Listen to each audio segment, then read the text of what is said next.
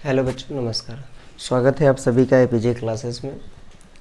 तो चलिए, जहाँ पर हमने मेटल्स नॉन मेटल्स चैप्टर से जहाँ पर हमने छोड़ा था उसे फिर से शुरू करते हैं। देखिए, हमने कल यहाँ तक पढ़ा था कि ब्रोमीन ऐसी अधातु है जो द्रव अवस्था में होती है। इसके अलावा सभी अधातुएँ क्या होती हैं? ठोस होती हैं, या तो अधातुएँ या तो ठोस होती हैं या तो गैसीय रूप में होती है। यानी यहाँ पे लिखा है ब्रोमीन ऐसी अधातु है, ठीक है, नॉन मेटल्स है जो कि द्रव लिक्विड अवस्था में होती है, परंतु इसके अलावा जो इसके बावजूद जो है अलावा सभी अधातुएं क्या होती हैं? ठोस या तो गैसीय अवस्था में होती है। अगर कोई प्रश्न पूछे कि अधातु कौन से अवस्था में होती है तो आप आसानी से बता सकते हैं कि ब्रोमीन को छोड़कर बाकी सभी नॉन मेटल्स जो अधातुएं हैं वो कौन कौन से फॉर्म में रह सकती हैं? सॉलिड और गैस के फॉर्म में रह सकती हैं। तो चलिए आगे देखते हैं। कल हमने पढ़ा था श्रेणी संक्रियता श्रेणी पढ़ी थी हमने करी। अब पढ़ते हैं अधातु के गुण धर्म। अधातु के गुण धर्म में क्या? पहला नंबर अधातुएं आघातवर्ध, ठीक है।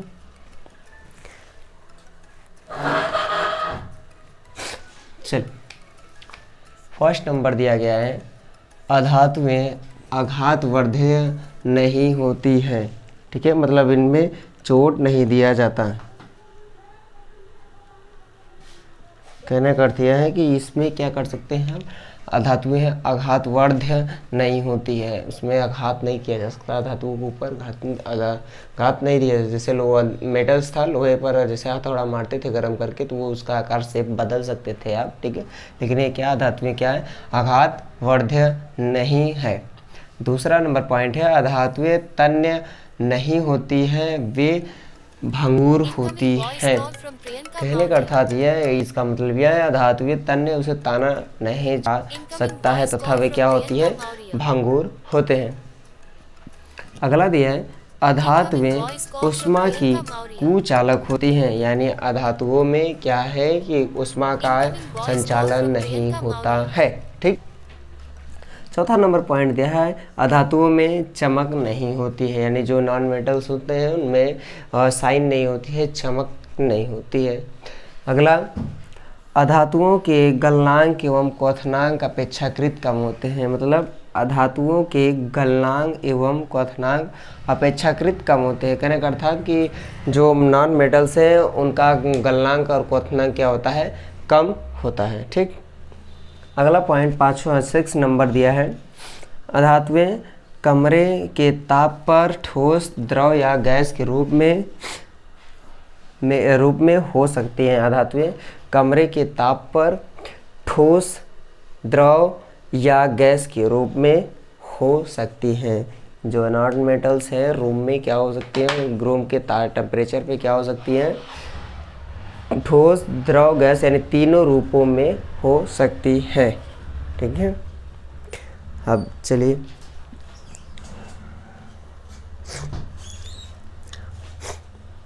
अगला नंबर दिया है, हाँ आगे चलते हैं। अगला नंबर समझते हैं। आई होप ये आपको समझ में आया होगा कि अधातु जो नॉन मेटल्स हैं उनके गुणधर्म कौन कौन से हैं। ये 6 गुणधर्म है। पहला तो ये आघातवर्धीय नहीं है। दूसरी बात कि ये जो क्या होते हैं? तन्य नहीं होते हैं, इनको तान नहीं सकते, ये भंगुर होते हैं। और अधातुएं उष्मा का कुचालक होती हैं। और अगला चौथा नंबर क्या है? चमक साइन नहीं होती है। और 5वां नंबर अधातुओं का गलनांक क्वथनांक क्या होता है? अपेक्षाकृत कम होता है। और लास्ट में तो धातुएं कमरे के ताप पर ठोस, द्रव, गैसीय अवस्था में भी हो सकती है, ठीक है। चलिए आगे चलते हैं। अगला दिया है धातुओं की रासायनिक अभिक्रिया। धातुओं का chemical reaction, non metals of chemical reactions. चलिए देखते हैं अब क्या बन सकता है। तो थोड़ा सा इसमें समझ में आपको आएगा नहीं, क्योंकि थोड़ा सा इस जो पीडीएफ था इसको बनाने, मर्ज करने में, जो फ़ोटो है इसको कैप्चर करने में थोड़ा सा दिक्कत हो गया है। तो चलिए देखते हैं क्या चीज़ें हैं, इनको हम ठीक तरीके से लिख दे रहे हैं। दिया है, लिखा है अधातुओं की रासायनिक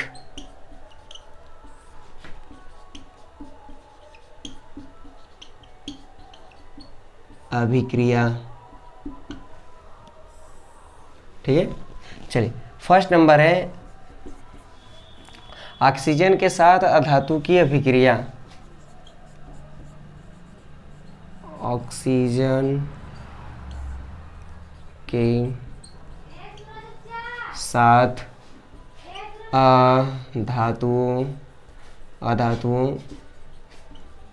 अधातुओं की अभिक्रिया।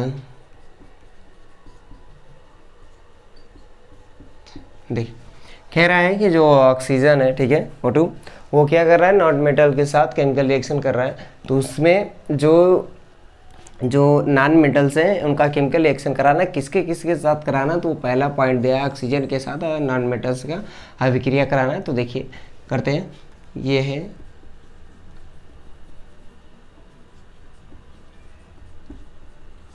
अधातुएं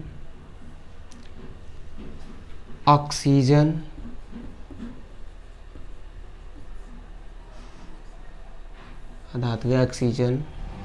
के साथ अभिक्रिया करके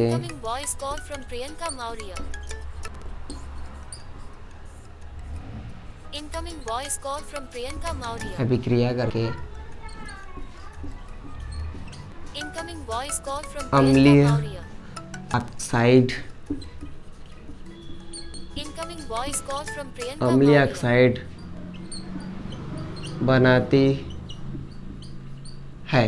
ठीक है, लिखा है।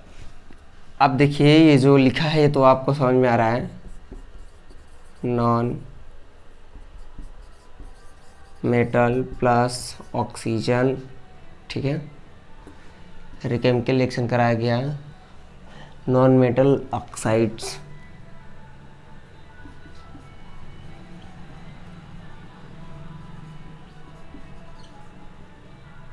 ऑक्साइड। ठीक है,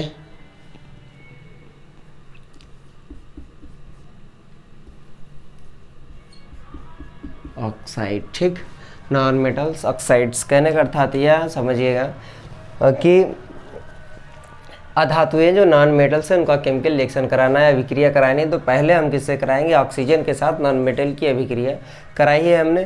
तो जो हमने ऑक्सीजन के साथ अधातु नॉन मेटल्स की अभिक्रिया कराया है हमने, उसको हम समझते हैं कि आखिर ऑक्सीजन के साथ नॉन मेटल यानी कहने का अर्थात ऑक्सीजन के साथ नॉन मेटल्स की अभिक्रिया रिएक्शन कराने पर हमें क्या रिजल्ट मिलता है वो हम पहले समझते हैं, इस डेफिनेशन के माध्यम से समझते हैं। अधातुएं ऑक्सीजन के साथ अभिक्रिया करके अम्लीय ऑक्साइड बनाते हैं। यानी जो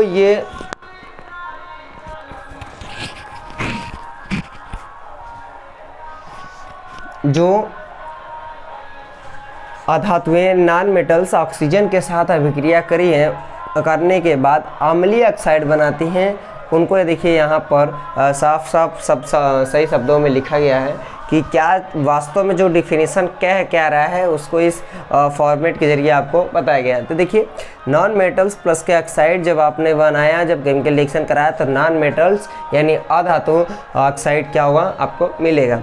अब देखिए, अब ध्यान से समझिएगा, एग्जाम्पल है, यहाँ पर एग्जाम्पल लिख दिए, कार्बन प्लस के ऑक्सीजन जो केमिकल रिएक्शन कराया गया तो मिला आपको कार्बन डाइऑक्साइड। मतलब आपको लास्ट में क्या मिल रहा है, ऑक्साइड मिल रहा है। ठीक है, आपको जब ऑक्साइड मिल रहा है, ठीक, आपको लास्ट में क्या हो रहा है, ऑक्सीजन मिल रहा है। कैसा, अम्लीय फॉर्म में। ठीक है, यानी एसिड के फॉर्म में मिल रहा है, यानी नॉन मेटल्स के रूप में। देखिए, अब देखिए कार्बन प्लस के ऑक्सीजन तो कार्बन डाइऑक्साइड, यहाँ सल्फर एस प्लस के O2 रिएक्शन कराया गया तो बना मिला क्या हमें,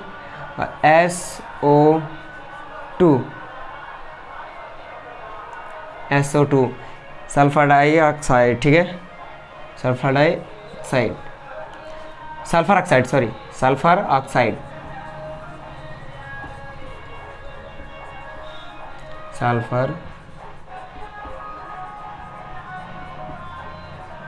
सल्फर ऑक्साइड, ठीक है। अब सल्फर ऑक्साइड मिला, यानी ये जो नॉन मेटल्स हैं, ठीक है, तो इन्होंने क्या किया, ऑक्सीजन के साथ केमिकल रिएक्शन किया, करने के बाद हमें कार्बन डाइऑक्साइड, इधर सल्फर ऑक्साइड हमें प्राप्त हुआ। अब देखिए नीचे जो लाइन लिखी गई है यहाँ पर देख सकते हैं कि नोट। अब देखते हैं कि नोट में क्या इंगित है, क्या लिखा गया है, उसको हम समझते हैं। इसको आप नोट्स में अपने जरूर लिखिएगा।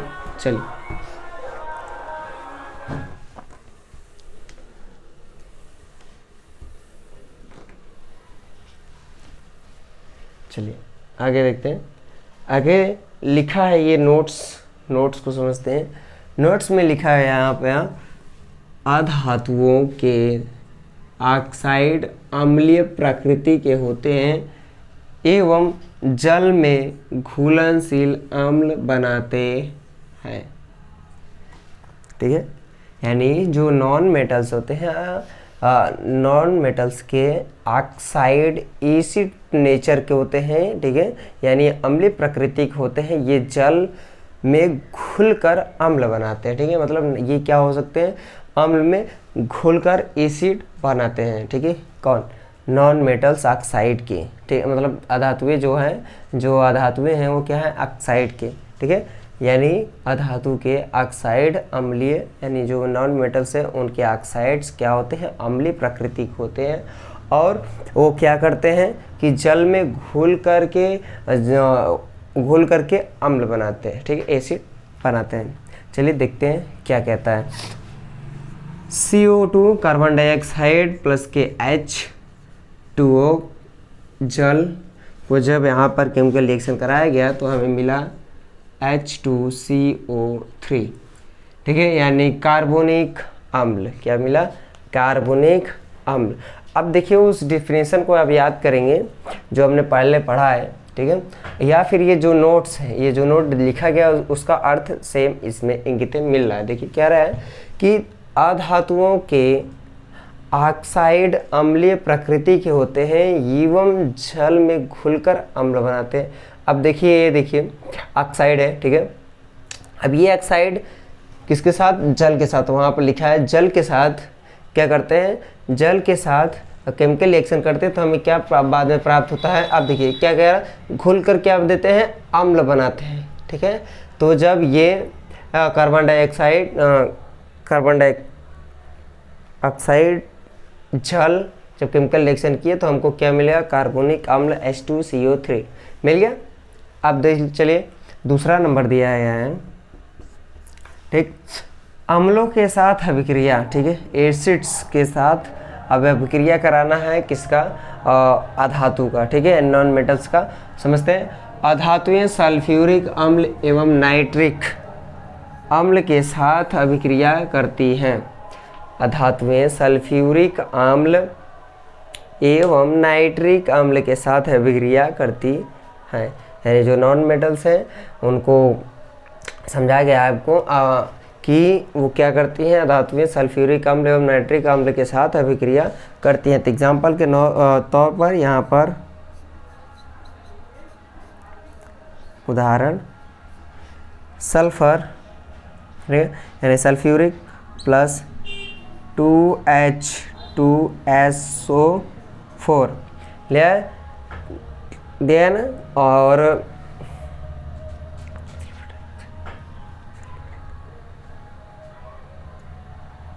हाँ ठीक है।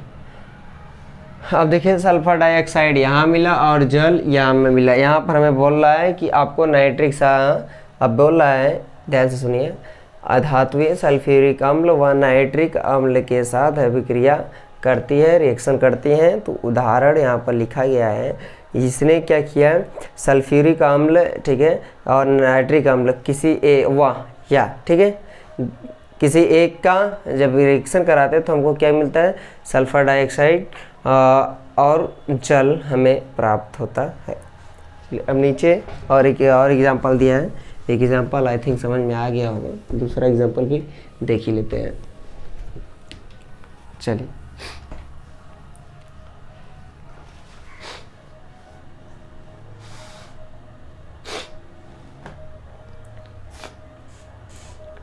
चलिए अगला देखते हैं रिएक्शंस। तीसरा नंबर, थर्ड नंबर दिया गया है, थर्ड नंबर, क्लोरीन के साथ अभिक्रिया, ठीक है, यानी जो क्लोरीन है उसका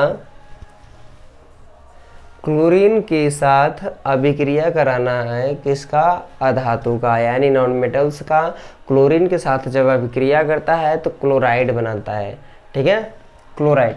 आप देखिए जैसे दिया है नॉन मेटल्स में सल्फर यहाँ पर पहले दे दिया है आपको, ठीक है, सल्फ्यूरिक दे दिया। अब उसके बाद क्या बोल रहा है, आप क्या कह रहा है, क्लोरीन के साथ नॉन मेटल्स का, यहाँ एक नॉन मेटल्स का एग्जांपल रख दिया, ठीक है, उसका बैलेंसिंग भी कर दिया।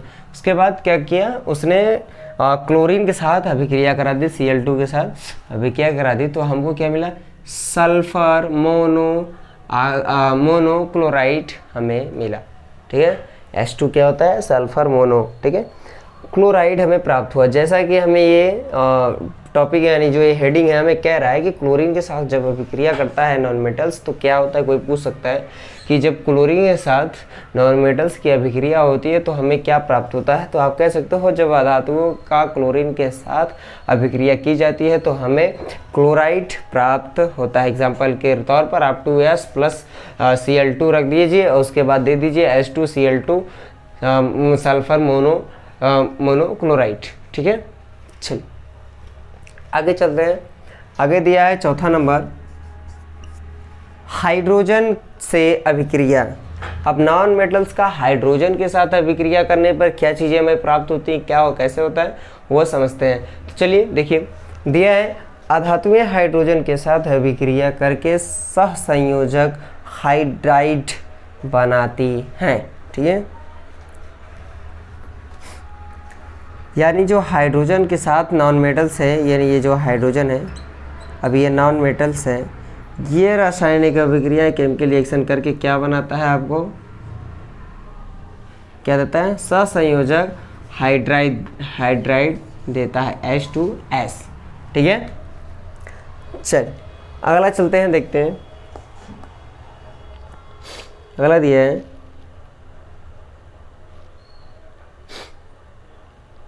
हाँ। अब देखिए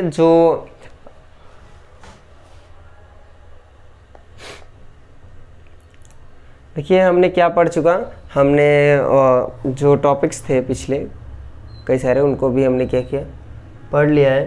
तो चलते हैं देखते हैं। कहने का अर्थात मेटल्स का और नॉन मेटल्स का जितना भी क्रियाविधि, गुणधर्म, केमिकल रिएक्शन जितने भी थे हमने कर लिया, किसके साथ क्या रिएक्शन करने पे क्या प्राप्त होता है हमने उसको समझ लिया, अच्छे से देख लिया।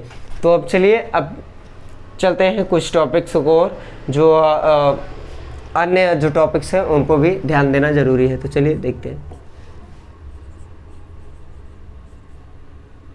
उत्कृष्ट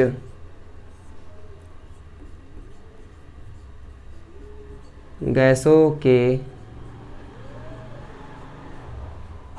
नाम, उत्कृष्ट गैसों के नाम। अब देखिए जो उत्कृष्ट गैसें हैं उनको हम समझते हैं कि क्या क्या कौन सी गैसें हैं उत्कृष्ट गैसें। अब जैसे उत्कृष्ट गैसें हैं तो इनमें से क्या क्या आएगा, हीलियम, नियान, उसके बाद आर्गन, फिर उसके बाद दिया है जीनान, ठीक है। ये सब क्या है, कौन सी गैसें हैं, उत्कृष्ट गैसें हैं। अगला दिया है द्रव में पाई जाने वाली, अगला टॉपिक दिया है द्रव अवस्था में पाई जाने वाली धातु मरकरी। द्रव अवस्था में मरकरी पाई जाती है, ठीक है। ऐसा जो धातु है वो द्रव यानी लिक्विड फॉर्म में कौन सी धातु पाई जाती है, मरकरी, Hg। अब देखिए अगला टॉपिक दिया है, अगला नंबर, ऐसी धातुएं जिन्हें हथेली पर रखने पर फिसलने लगती हैं। यानी ऐसी धातुएं जो जिन्हें हाथ के हथेली पर लेते हैं तो आप क्या करते हैं, वो पिघलना क्या हो जाती है, स्टार्ट हो जाती है, शुरुआत हो जाती है। देखिए पिघलने लगती है, ठीक है। यानी जैसे कोई चीज़ है, ठीक है, मान लीजिए कोई ये एक सेकंड, मान लीजिए ये हथेली है, ठीक है, ये कोई धातु है, समझ लीजिए, ठीक है, इट्स एग्जाम्पल के तौर पर समझिएगा जरूर, ठीक है, कि जैसे ये हथेली, हाथ की हथेली होगी, तो इस पर हमने क्या किया, ये धातु ऐसी धातु है जो हमने हाथ पर रखा, रखते ही क्या होने लगी, पिघलने लगती है। अब ये धातु कौन सा था, ये हम समझते हैं, ये था गैलियम और सीजियम, मतलब गैलियम भी हो सकता है और सीजियम।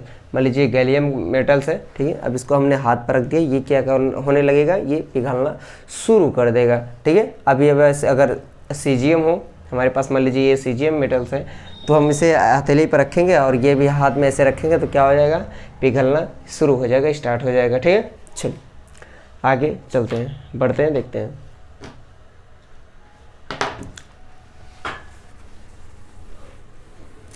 अरे नहीं,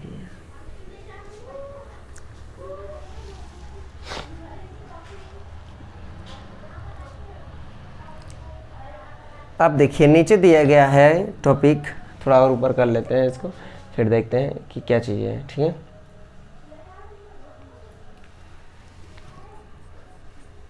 एशिया धातु जो चमकीली होती है, आयोडीन, ठीक है, यानी ऐसी धातु जो चमकीली होती है वो कौन सी नॉन मेटल से, आयोडीन, ठीक है।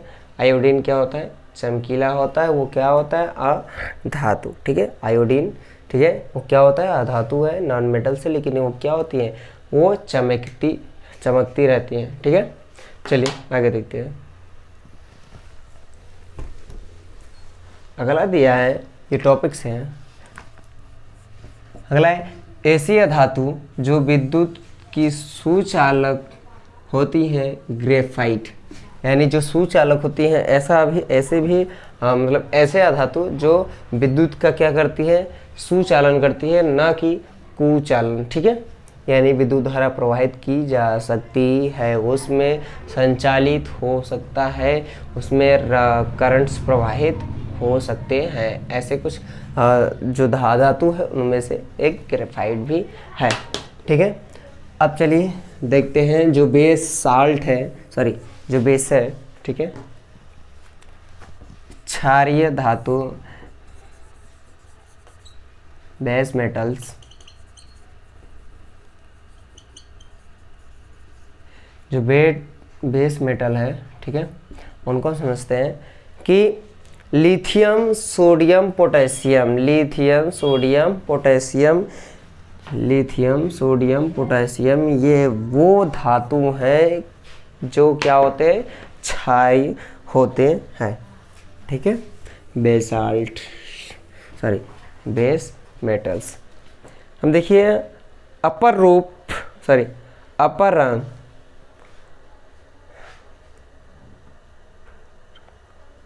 अपर रन पर क्या है, ये एक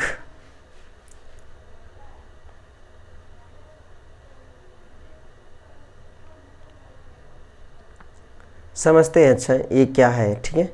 चलिए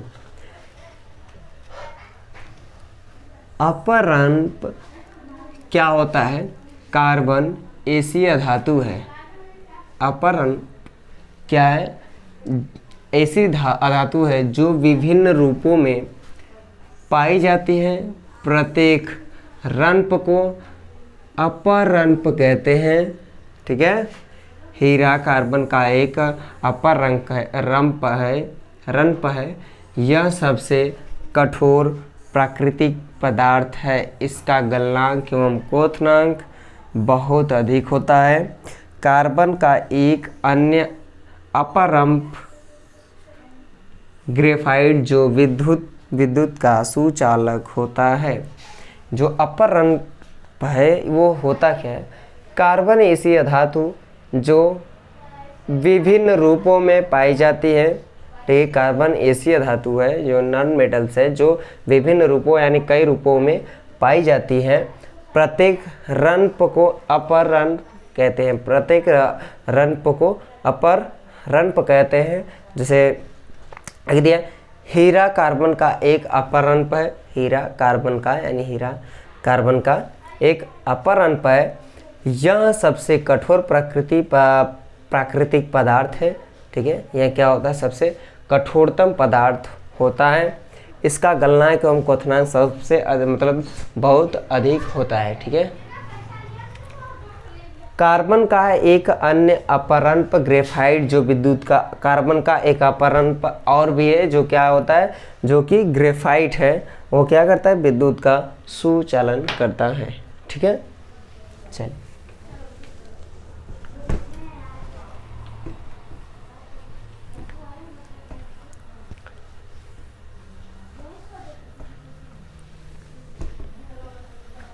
ठीक है, अगला दिया है।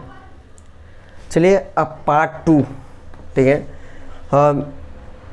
देखिए पार्ट 2 अब आयनिक जो यौगिक है, जो ये आयनिक यौगिक टॉपिक है। ठीक है, इसको हम कल से पढ़ाएंगे। वीडियो लंबा नहीं करते हैं। ठीक है, कुछ ज़्यादा समय का नहीं करते हैं, जिससे आप क्या कर सकिए कि आप अगर छोटा वीडियो रहेगा तो आपको देखने में भी और उसके अध्ययन में भी आपको समय अच्छे से मिल जाएगा और आप अच्छे से उसे समझ भी सकते हैं। अगर वीडियो ज़्यादा लंबा होगा तो मैक्सिमम ब्रेन क्या होता है कि ब्रेन 45 मिनट तक एब्जॉर्ब कर सकता है आपके। आप जो भी कुछ चीज़ें पढ़ रहे हैं अगर कंटिन्यूसली पढ़ रहे हैं तो 45 मिनट तक ही वो एब्जॉर्ब कर पाता है, आश्वासित कर पाता है कि हाँ कि ये चीज़ें मुझे समझ में आ रही है। तो आप ध्यान रखिए अपना भी और अच्छे से पढ़ाई करिए। बोर्ड एग्ज़ाम नज़दीक आने वाले हैं, तो मैं ऐसा करता हूँ कि आप सभी इस क्लास से जुड़े रहेंगे और इस क्लास को सपोर्ट करते रहेंगे। तो फिर से स्वागत है आप सभी का एपी क्लासेस में। और आज आप सभी जैसा कि हमने बताया नहीं, आई थिंक पहले बताते हैं। अब आप कहने का अर्थात कल 14 नवंबर है तो बाल दिवस है, तो उसके उपलक्ष्य में आपके लिए 1 घंटे की क्लास मैराथन ली जाएगी। मैक्सिमम तो वैसे तो 2 घंटे 4 घंटे की मैराथन होती है, तो लेकिन हमारा जो है कि हम 1 घंटे का ये लेंगे और मैथ का भी लगभग 1 घंटे का मैथ का भी लेक्चर रहेगा। तो आप बने रहिए हमारे साथ और चैनल को लाइक सब्सक्राइब एवं शेयर जरूर करिए। कमेंट करिएगा कि हमें कौन से टॉपिक्स पे नहीं समझ में आया और उस पर हम दोबारा उस पर हम सोचेंगे कि ये बच्चे को कहाँ नहीं समझ आ रहा, उसको हम फिर से उसे बताने का प्रयास करेंगे ताकि उसको अच्छे से समझ में आए। ठीक है, नमस्कार।